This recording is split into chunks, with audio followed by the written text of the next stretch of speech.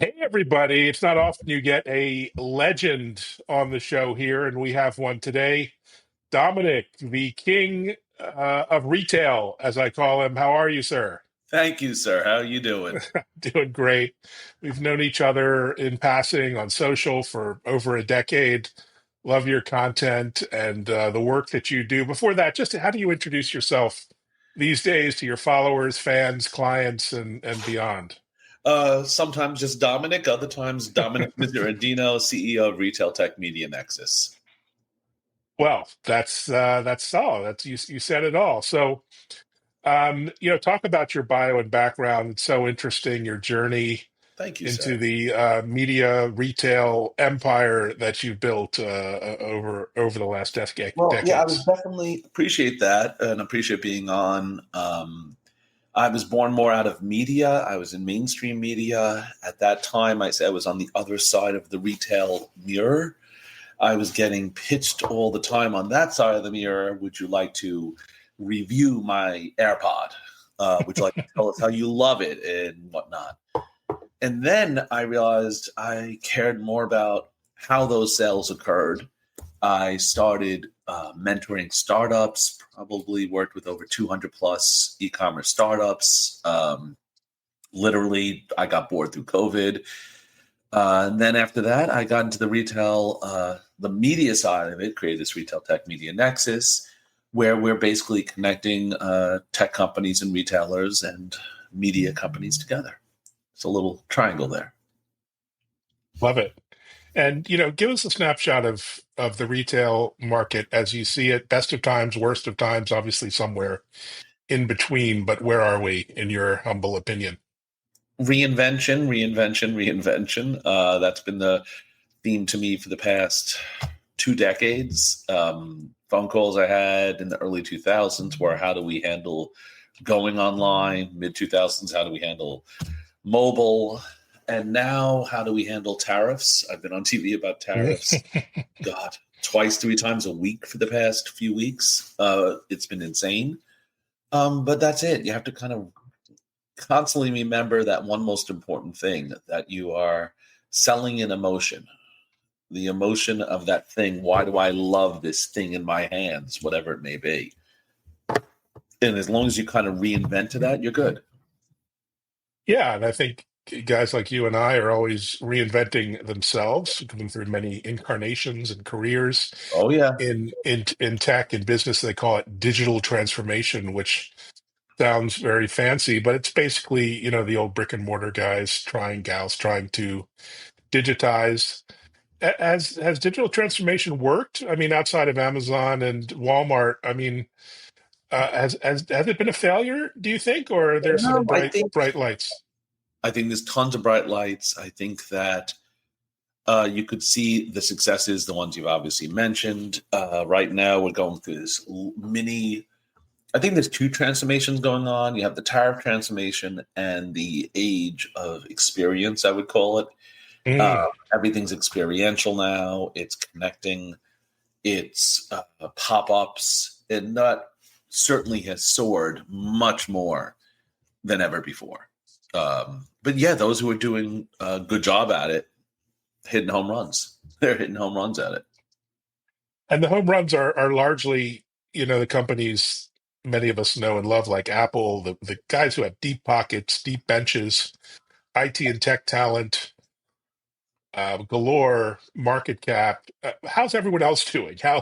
Except the big brands who are killing it out there in retail. Again, Apple's one of my favorite examples, but we all can't be Apple, right? We all can't be Dominic, let's say. But Oh, how's everyone else doing? The smaller retailers, the SMEs, the mid market I think the smaller in ones, tech. yeah, those smaller guys who understand what they're dealing with. In that, there's one retailer I was advising, and I asked her, how many sales do you get a day? And it was 5, 10, 15 a day. She had bigger Mm, price per unit. And we got her calling every single customer. It stood mm. out. Everybody, she would say, thank you for the purchase and who do you recommend? And it started going viral. She would just call while folding the laundry. And I thought it was such an effective means of cutting through that noise of I'll just call you Evan. Thanks a lot for buying my widget. I love that. And I do think those are the techniques. Pop-ups. We Retail Tech Media Access. We're doing an event pop-up for one client, like right in their town, and inviting. So you can do that pretty easily. You can connect, and I think knowing of that size to be nimble is amazing.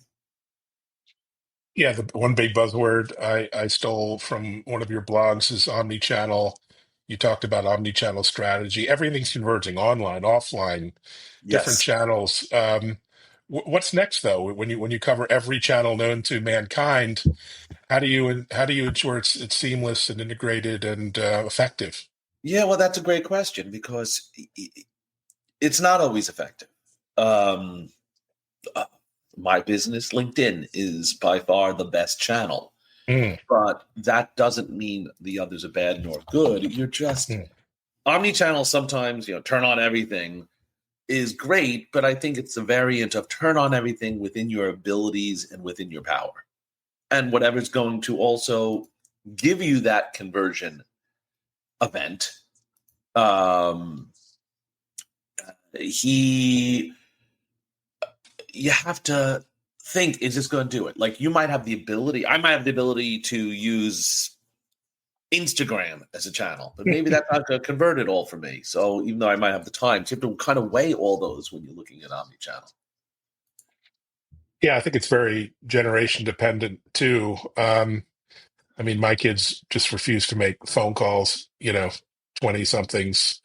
And I think increasingly we're moving to a kind of hybrid world of messaging and apps. And Absolutely. where are the retailers investing these days in channels, both advertising, customer engagement, customer support?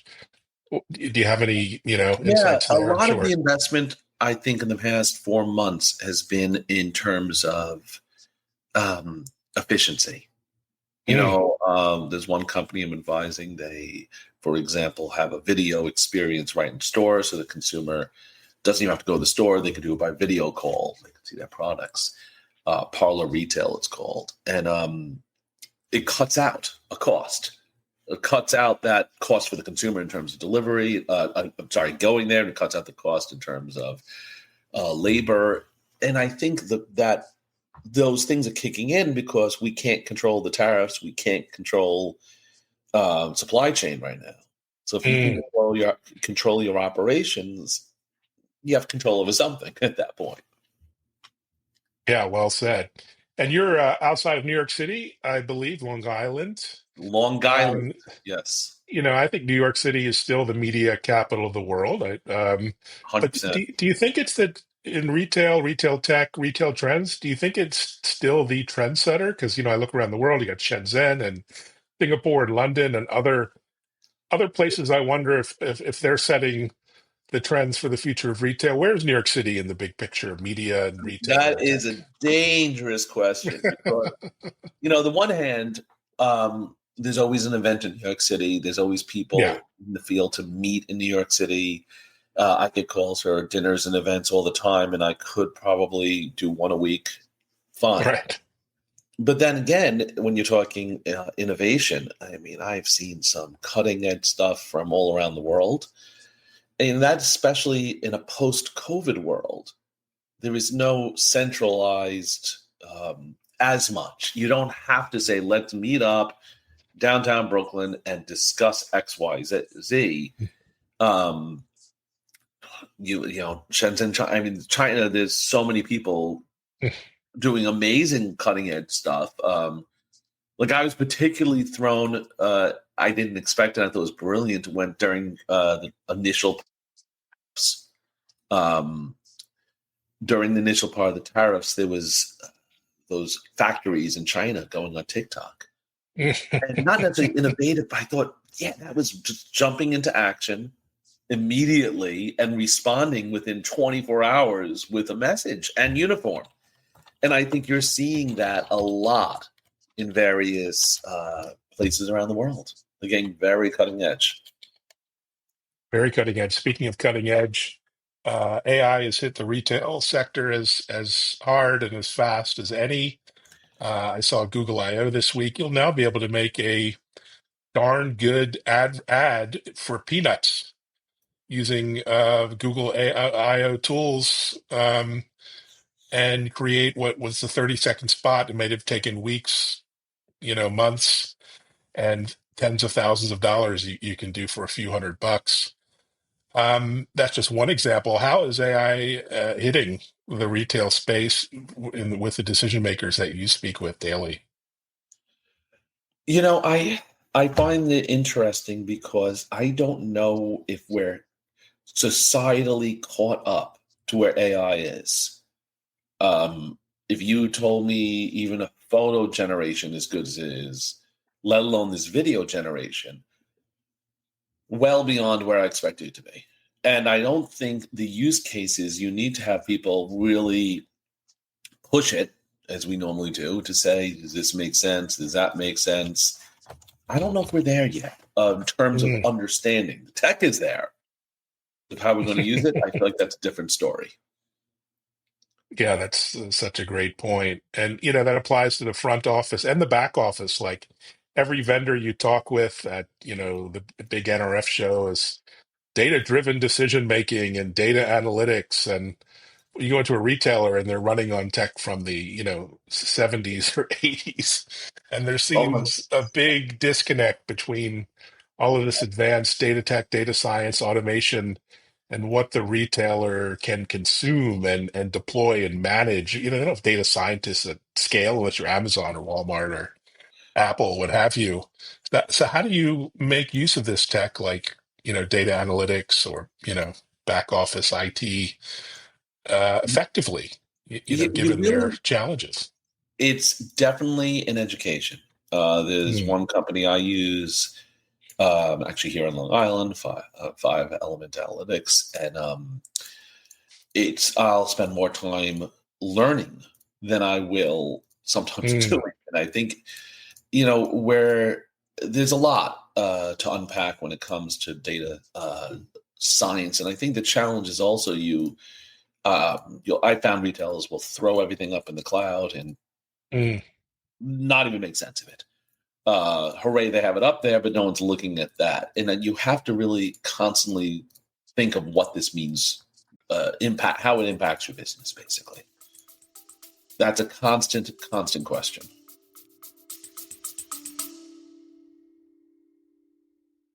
Marketing is a puzzle. You can either give into the confusion or learn to love the solve. On the Axiom's Real Talk About Marketing podcast, guests like Aaron Schaefer of GM share how to manage challenges. Make sure that you're not fixed in terms of what you're thinking about. The team's going to change. The way teams operate are going to change. COVID was a great example of that. The industry is going to change. Are cookies going away or not? That was another great example of that. And so how do you continue to evolve as the space evolves? Guests from HP, The Trade Desk, and Databricks share thoughts on today's marketing landscape. Find Real Talk About Marketing on YouTube, Axiom.com, or wherever you hear podcasts. Yeah, yeah, and not getting bought into the vendor hype is a challenge. They're spending Oh, gazillions on marketing. It's easy to get caught up. that Um, vendor hype, if you stand at NRF and say, does anyone have a unified data solution? I mean, 500 hands will raise at that point. And that doesn't help anybody. There's And too much speaking of noise. NRF, I mean, it remains the powerhouse in the industry. Seems to get bigger every year. Is that just going to continue in perpetuity? Are there other events that you're focused on in retail tech? And Yeah, what do you think the future of big events like that is? I'm not sure. Like I've been doing a lot with GDS and Mill Alliance recently, for example. And sometimes I find it easier when there's less crowd, less noise. You can sit down, you can have a conversation. Um, but also, there's so many specific ones. I just did a keynote at a conference called Deliver in the fall, and it was just people in the delivery space. And I just found it fascinating to get that uniform point of view and those people hyper focused on that one area in the room with enough of the crowd that you don't have to worry about grabbing 30 seconds while you're on a line like at a bigger conference. But I think each has its own place. Sometimes it's great to be able to give 58 high fives in 20 minutes. That's true, and other times you just want to say, hey, can we just sit and have a coffee and actually handle that meeting here and now? Yeah, no, the power of intimacy. A lot of money continues to pour into customer experience, CX for short, and you really see the big tech leaders taking advantage of it. I mean, it's really amazing to shop from Apple or Amazon these days. But my average bank branch or pharmacy, probably not so much. Yep. Um, how are you seeing retailers leverage, all these amazing CX customer service, even contact center tools Oh, I to love the enhance question. customer experience? One of the other questions along with that I'll get is CX and personalization. And I think at times my mindset, especially on personalization, has been changing because we personalize to the point of almost numbness. Everything is personalized. And then you're like, okay, you're just like with AI. How often can you now tell when it's written by AI just instinctually? We get used to it and then we say, maybe not, maybe too much here. But also the consumer has gotten used to things of a certain quality, a certain level, a certain ease.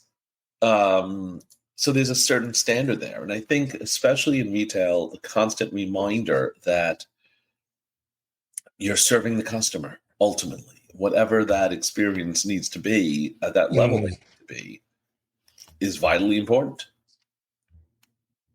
Yeah, no, when it feels right and it feels genuine and honest. It's a great feeling, Exactly. actually.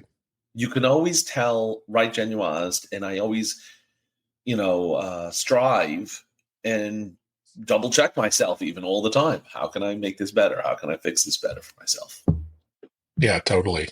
So I know you get this question asked a million times. You've been on, every network talking about tariffs. So, as we speak here, it's Friday. I'll push this out probably next week. We're back on punishing the EU. We're back on punishing Apple. But what's your take on how this might resolve? What scenario are you high, medium, low road are you behind at the moment on how the tariff story is going to play out over the next few months in retail?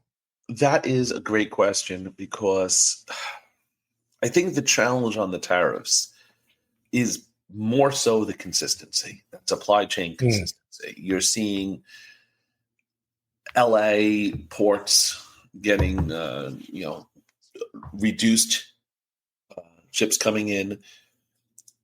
And I think that every business needs to some degree to predict. Now, you can't always, who knows what's going to happen next quarter, next month, next year. But the prediction. And I wonder at what point do we all say, I just want to know what's happening. I want to know for sure. And there, I think, is going to be before burnout in terms of the tariffs themselves. It's going to be a burnout in terms of being able to predict what's happening. And that's really going to hit people. It's going to hit people hard. And I think, the big Fortune 2000 can probably weather that. There's lots of ability to manage that. It's going to be harder for early stage companies and startups and small retailers. You said you mentioned you mentored over 100 startups. What are startups saying to you about navigating this complexity and all these challenges these days? And how are they doing it Where in they are. practicality? It's all practically supply chain. That's everything. And they're all, I know one called me and she simply said, I do not have the margin. I cannot cover these tariffs in any way. Wow. I have to shut down, period. I'm dead. I can't get it domestically. There is no chance. I have one contact. She used specifically artisans in Italy. It's like they don't exist here. There is no artist in Italy. I cannot get this up to speed. I can't fly people here from Italy to train locals. It's just not going to happen. and her margin was so tight. But so I think it's so case by case at that point. Every case is a little bit different at that point. It is, and I feel lucky I'm in a business that doesn't produce any goods, just content. Yep. Speaking of We are the which, safest business in the world of content, so there's no tariff on content yet, so or tax. We'll see if that plays out. But what are you up to the next few weeks and months? What's on your mind? It's a little bit quieter over the summer in the industry, maybe. No events cool down, but what are you up to? Yeah, I know. That's actually the big question in this entry. I've been looking possibly putting together a few things over the summer to keep things a little awake. Having a few conversations about that right now, actually. That's fantastic. And tell us about your business. I mean, I'm as you know, I'm a content creator, a TV host now on a show called Tech Impact, and I podcast and blog, and I think we'd call each other influencers of a sort, Yeah, although we I, don't I do agree. TikTok very.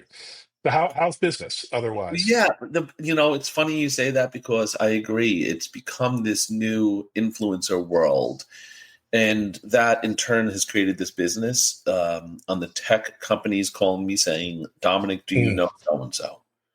mm, I have 30,000 connections on LinkedIn. I know so and so, whoever that so and so may be."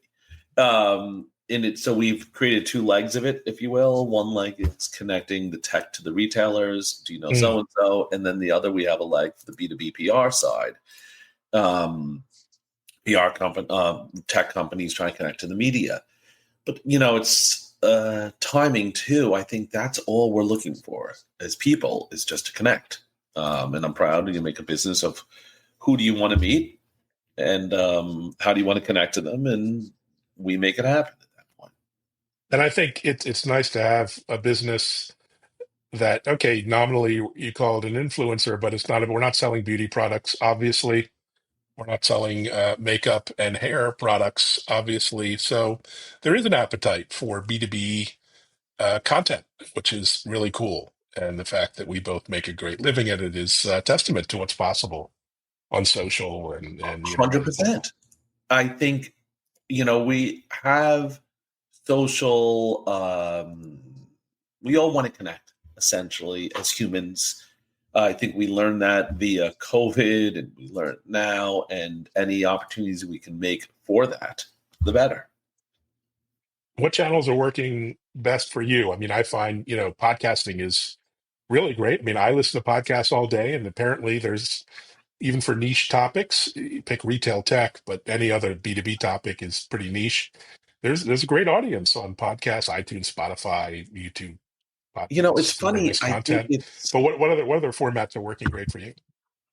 I at times I meet people, I will actually ask them that question in terms of communication. Mm. How do you want me to contact you?